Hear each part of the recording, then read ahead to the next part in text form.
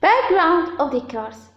The autobiography is, in some manners, the tale of an individual trying to find out who he is, as the tiller journeys around restlessly, searching and appreciating other people's existences. He is in seeking of something, although he does not recognize what it is until the close of this tale.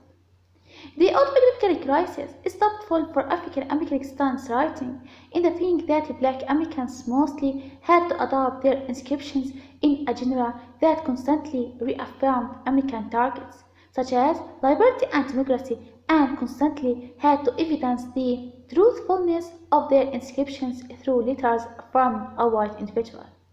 The autobiography of an excellent man is a narration that chose to be an autobiography, whereas its composer is a black individual attempting to go over for the white. Johnson is a mulatto who has featured himself as a musician and musician. The domination of whites in the tale genre drove him to join his mission with the socially pacific tale type and thus adopts with the levels of white bourgeois community. Though explained as aiming at solidarity, James' text completely explores the involvements of the African American trial, not roughly so new and a way more common with white public was other African American manner, the tales of slaves and ex-slaves that commanded Negro autobiography into the 20th century.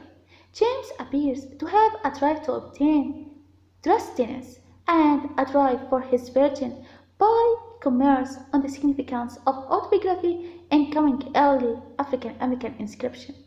From the date of publication in 1845 of enumeration of the life of Frederick Douglass, a native slave of the United States, established by himself to the manifestation in 1901 through Up From Slavery, which was written by Booker T. Washington, a Negro autobiography had been extremely prosperous, gaining assistance for the council reason and sympathy and particular for the dilemma of African Americans in common, making many of the writers celebrated and turning an interest for the publishers.